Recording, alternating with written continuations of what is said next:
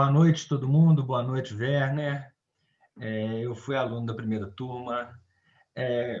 Bom, eu até já fiz uma live com o Werner, né? O que eu até tenho que colocar no meu currículo, afinal de contas, eu já fiz uma live com o Werner Silveira, isso aí tem que constar do currículo, né? Eu estava achando muito interessante todos os depoimentos aqui, tudo, e eu queria só comentar, porque até vocês caminharam um pouco para essa linha aí, que é a questão da ciência, que foi uma coisa que a gente bateu muito papo naquela live, né, Werner? Que são formas de ver a realidade. Né? Eu estava lendo outro dia sobre a. Olha só onde foi parar a história da arte com a ciência.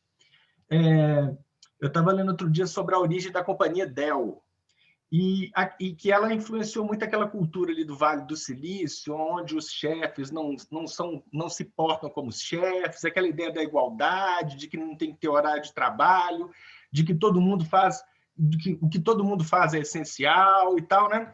E aí, uma das explicações que o autor estava dando é o seguinte, que um dos criadores da Dell, ele cantava no coral, ele tinha uma formação religiosa muito forte da família dele, ele cantava no coral e ele cantava muitos madrigais, que é um tipo de música onde não tem solista, né? Que ali todas as vozes têm o mesmo tamanho. Então, que isso teria deixado na cabeça dele essa ideia de que não existe uma hierarquia. Não tem que ter um solista, que todo mundo é igual, e ele levou isso para Del, porque ele colocava a mesa dele lá no meio de todo mundo, a mesa dele era igual a de todo mundo, e ele tratava todo mundo igual, né? E é uma cultura que entrou no Vale do Silício, e o Vale do Silício tem, digamos assim, um dos aspectos meio charmosos do Vale do Silício é essa irreverência, essa falta de hierarquia. E você vê que uma das razões, talvez, disso, dele ter se portado assim, é porque ele ouvia e cantava madrigais lá quando ele era mais novo, né? Outra coisa que eu achei muito interessante, que eu estava lendo uma biografia do Einstein, a gente falou do Einstein na nossa live, né? E que ele adorava música clássica. Dizem que ele era muito bom violinista. E ele era fã do. E ele não gostava do Beethoven, porque ele achava muito pessoal, né? Falou assim: não gosto muito do Beethoven. E ele adorava era o Mozart e o Bach, porque eram músicas muito. Tinham aquela objetividade, aquela racionalidade, que ele é o ápice disso, né? Dessa forma de pensar que levou a outros limites do conhecimento humano. Né? Então, achei interessante, porque isso também batia lá na cabeça dele. Né? Ele detestava Schubert, falava, não, também não gosto, não. É muito passional, é muito não sei o quê. Ele só gostava, os únicos que ele respeitava eram Mozart e Bach. Por quê? Né? Porque o Bach, por exemplo, é uma música que, até na aula que a gente falou do João Gabriel, que ele dá no curso, que ele fala da matemática que Bach dominava para fazer as músicas dele, a forma como ele explorava aquilo ao extremo, né, variações e tudo. Então, eu achei muito interessante. E uma última coisa que eu queria lembrar também, é que quando a gente faz o curso, a gente vê muito essa ideia de que esses artistas eles não hesitavam em ousar, em pensar diferente, foi uma coisa até que a gente falou também na live, né? Que depois a Apple até teve esse slogan, Think Different. Ou seja, essa coisa que você tocou aí do intelectualismo versus a... Isso hoje em dia ainda grita mais forte, né? Essa coisa do... O intelectualismo, às vezes, eu vejo como esse apego a formas, a explicações, enquanto o artista e também o cientista, ele tem que se permitir ir além, né? Ele tem que se permitir questionar digamos assim, relativizar qualquer limite. Igual Beethoven. Não, eu não vou escrever no formato clássico, porque não é, a minha vontade não é essa, eu quero escrever de outro jeito. Ah, mas não se faz desse jeito. Não interessa o que se faz. Eu vou fazer assim e eu acho bonito. E você gostou, bem. Não gostou, não precisa ouvir, não. Então, isso uma cabeça... A gente se permitir isso, né, na nossa experiência. E aí é quando a gente vai estudar esses artistas, e você fala sobre vários deles no curso, você vê esse ponto comum entre todos eles.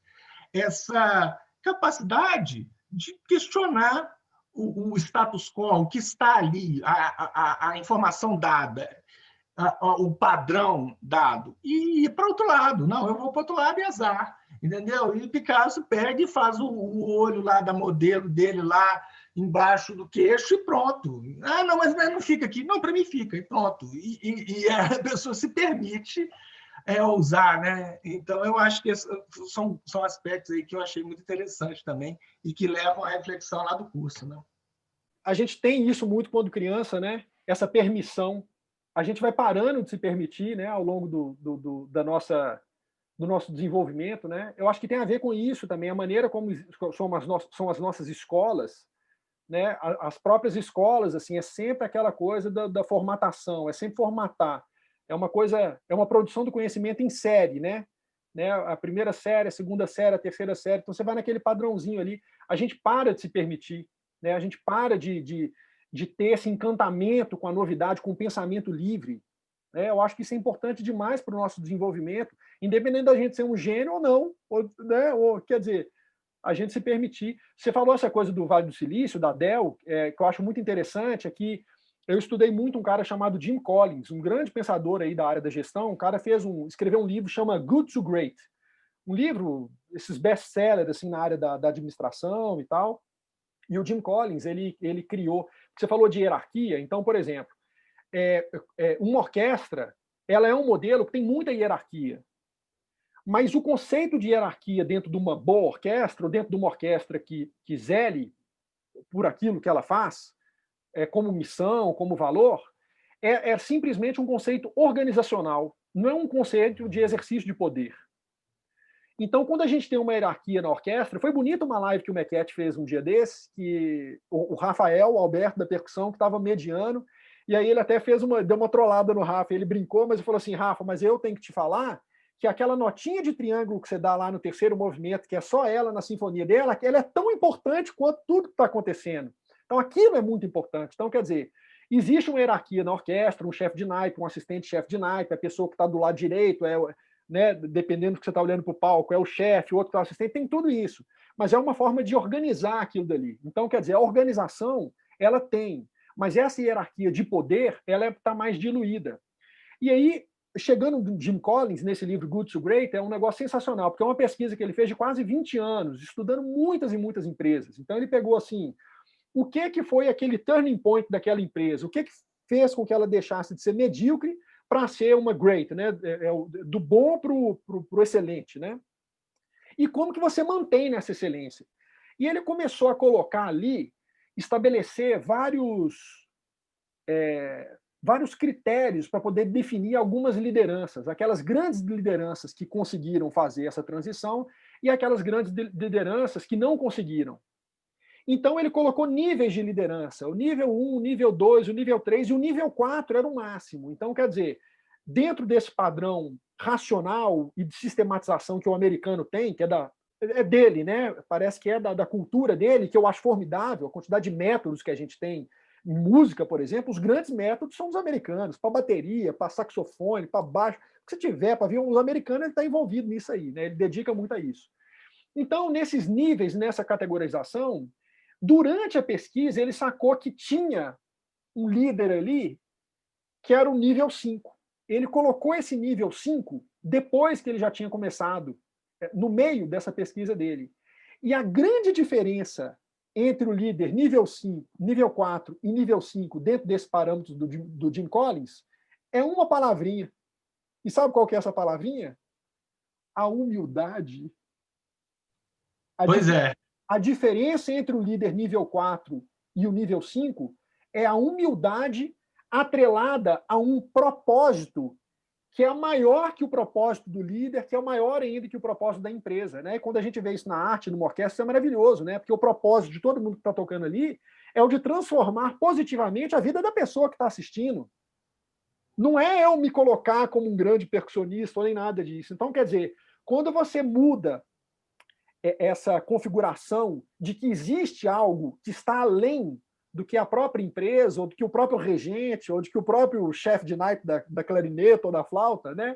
E quando você é humilde o suficiente para poder perceber essas coisas todas, aí na categorização do Jim Collins, você chega naquele parâmetro ali. Mas é muito incrível isso, né? Então, eu acho que esse caso da Dell é um pouco isso. É você construir uma cultura naquele ambiente. Existe uma hierarquia. Acaba que existe um cara que vai tomar a decisão quando o bicho vai pegar, era ele que tomava, eu não sei como é que é, né? Mas assim, o ambiente já foi formado para que seja o crescimento de um coletivo, para que seja algo muito mais rizomático, entrelaçado, do que algo pivotante, que você tem um chefe que vai obedecer, que o outro, né? Sensacional esse livro do Jim Collins. Não sei se você conhece ele. Se você não conhece, vale a pena. Chama Good to Great. Não conheço. Não conheço o livro, não. Já ouvi falar dele. Isso é muito legal, assim, a gente pensar nessas coisas, né? E eu acho fascinante também a gente estudar a história dessas pessoas, porque elas, assim, num outro nível, elas inspiram a gente também, né? Levam a gente a querer ser melhor também no que a gente faz, né? O que quer que seja. A gente não precisa atingir o nível de um Einstein, de um Beethoven, mas para a gente ser melhor aqui na nossa patamar aqui, digamos, né? Para a gente ser bom naquilo e querer se aprimorar e se permitir também, né? Se permitir questionar limites, ousar, né? Dentro de certos limites também, ousar, né? Questionar. O Robert Noyce, esse cara, o Robert Noyce, depois ele ganhou até o prêmio Nobel, era um cara fantástico. Eu achei muito interessante, na hora que eu estava lendo isso, eu lembrei, eu falei, tem que um dia falar isso para o Werner, só que a gente está se encontrando, né, por causa da pandemia, eu falei, olha os madrigais aparecendo lá na história do Vale do Silício, rapaz. Mas é isso, vou deixar a galera falar aí. Sensacional. Sensacional. Diga aí, Lu.